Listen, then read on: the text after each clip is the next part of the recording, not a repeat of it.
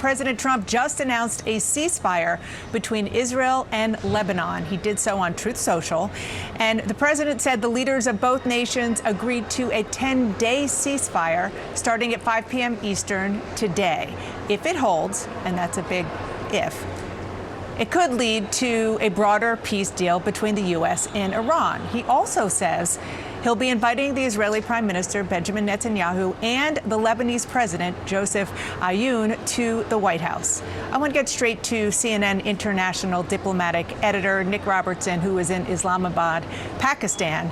Nick, what does this say to you?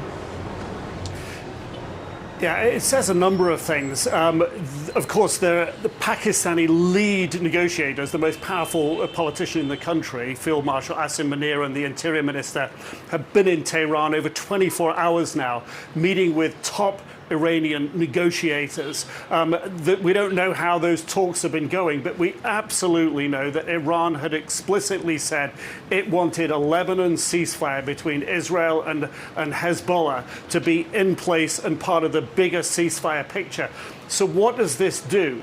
This gives the Pakistani negotiators some leverage at the table with the Iranians to get them to soften some of their positions. Because when J.D. Vance left Islamabad just a couple of days ago, early Sunday morning, he said the United States has put its best and final offer on the table. The ball was in the Iranian court. They needed to soften their position. That was the implication that the Pakistani negotiators have been there trying to make that happen over the past 24 hours. But I think one of the key takeaway here for the Iranian will be that President Trump played such a prominent role, as we'd heard about this ceasefire in Lebanon as being on, as being off, that the Lebanese president wouldn't have a conversation with the Israeli prime minister. It took President Trump getting involved, picking up the phone, calling both. And of course, the Iranians will have been aware of President Trump's involvement. And there's a huge amount of distrust between Iran and the United States at the moment. So the Iranians, left the talks here disappointed, feeling that the goalposts have been moved. So they're going to be looking at what President Trump has just done in Lebanon and trying to interpret that and trying to understand, is he also going to be as serious and as committed to meeting some of our aspirations, some of the Iranian aspirations about a long-term ceasefire? So I think the President Trump's high-profile involvement is also signaling. It's not just the event itself, it's that signaling that's going to be critical for the Pakistani negotiators in Tehran with the Iranian leadership right now. Let's go to CNN's Jeremy Diamond in Jerusalem. And Jeremy, there's reporting of some real frustration among that security cabinet in the sense that this ceasefire was announced before they officially voted on it. Just walk us through the reaction in Jerusalem and what this means in terms of any action from Israel over the next 10 days. Yeah, well, President Trump's announcement of this ceasefire in Lebanon, effectively, between Israel and Hezbollah, although it is officially between Israel and Lebanon, came as Prime Minister Netanyahu was convening a conference call with his security cabinet to discuss this very ceasefire proposal. And so what's clear is that President Trump very much seems to have been the responsible party here in forcing this ceasefire through. It came amid, days of mounting pressure from the United States towards Israel to agree to a ceasefire. You'll recall, if you think back to a week ago, we were looking at a situation where President Trump was urging Prime Minister Netanyahu to scale back strikes and then ultimately beginning to pressure him for a ceasefire. The Prime Minister, though, has been resisting calls for a ceasefire. It was as recently as a few days ago that he insisted that, the fighting was very much continuing in Lebanon, that there is no ceasefire in place, and Israeli officials telling us that Israel would only conduct negotiations with Lebanon, quote unquote, under fire. But clearly the pressure here came to a boiling point where, following the initial meeting between the Israeli and Lebanese ambassadors to Washington at the State Department, it became clear that there was real momentum here towards having negotiations between these two countries. And from the Lebanese point of view, they were insisting that a ceasefire needed to be in place in order for those discussions to develop. In fact, it was only today that we saw that after the notion was floated of a call between the Israeli prime minister and the Lebanese president. The Lebanese basically said that that was not happening, and that seems to be largely in part because a ceasefire was not yet in place. And so very shortly following that, within a matter of hours, we now have this announcement from President Trump that there will be a ceasefire agreement taking effect officially at 5 p.m. Eastern time, so less than 5 hours from now. And in addition to that, we also saw this quite striking announcement of the president inviting the Israeli prime minister and the Lebanese president to the White House in order to engage in peace talks, in broader talks about normalizing the relationship between Israel and Lebanon.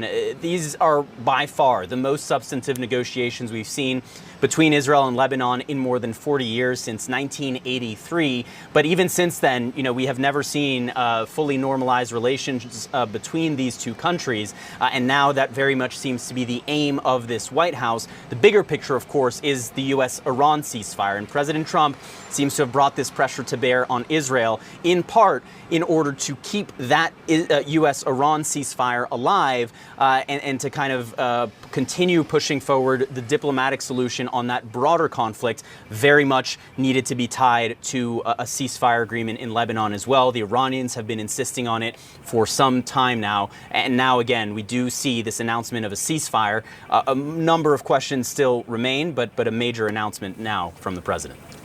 And Jeremy, so how will Netanyahu, though, frame this ceasefire between Israel and Lebanon domestically? I mean, obviously, yes, it's temporary, it's only 10 days. But for voters who are a bit more to the right, who are a bit more sort of security minded, he doesn't want to look like he has backed down or offered sort of too many concessions. How will he frame it? Yeah, and it's not even just the right in Israel. I mean, 80% of Israelis, according to recent polling, wanted Israel to continue striking and fighting against Hezbollah in Lebanon. This is a country where the majority of the country was not in favor of a ceasefire with Lebanon, and that is a very real political reality that the Israeli prime minister is and will have to contend with. I think he will certainly lean on the fact that it is a temporary 10-day ceasefire, that it is in order to allow for the possibility of negotiations. Maybe he will signal that he sees a potential major breakthrough on the horizon that could kind of begin to change the face of this region. But so many challenges still remain.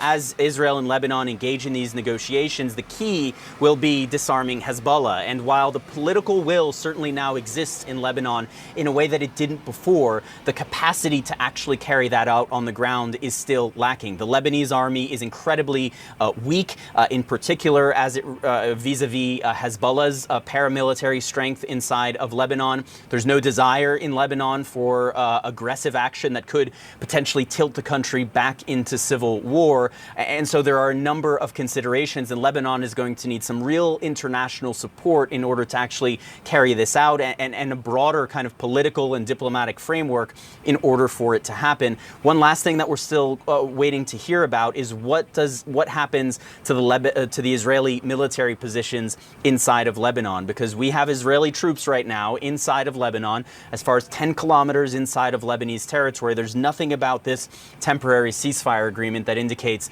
that they are going to be withdrawn at this moment. So as we just heard from Nick, Pakistan, Iranians, as we're hoping to see renewed negotiations in Pakistan, Iran is watching closely and seeing that the president, in fact, is delivering a ceasefire. But they're also saying something historic, the fact that the president has brought together the Israeli leaders and the Lebanese leader for perhaps a summit imminently. You had officials meeting in Washington earlier this week. How is that angle of all of this sitting with Iran? Well, this puts Iran in a very difficult position. The Iranians would not like Lebanon to fall under the Israeli sphere of influence and the American sphere of influence in the region, and perhaps be the next country to normalize relations with Jerusalem. So while as the Iranians need a ceasefire, and I think Nick Robertson made it clear that this might be a piece of that to get to a better place in terms of negotiations between the United States and Iran, it is a challenge for the Iranians, because Hezbollah is quite unpopular.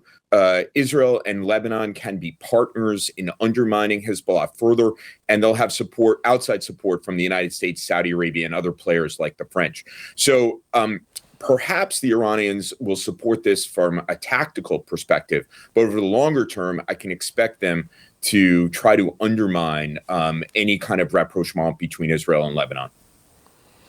Stephen, I'd like to get your perspective on how this 10-day ceasefire between the Israelis and the Lebanese will affect Netanyahu politically. You know, while in this country, here in the US, the number one sort of main political issue, at least right now, there's a lot of talk about gas prices before the midterms. In Israel, the number one political issue is, of course, security. And there's going to be a lot of fear and concern among Israelis that this temporary ceasefire, that all it does is going to allow Hezbollah to reposition, rearm, regroup.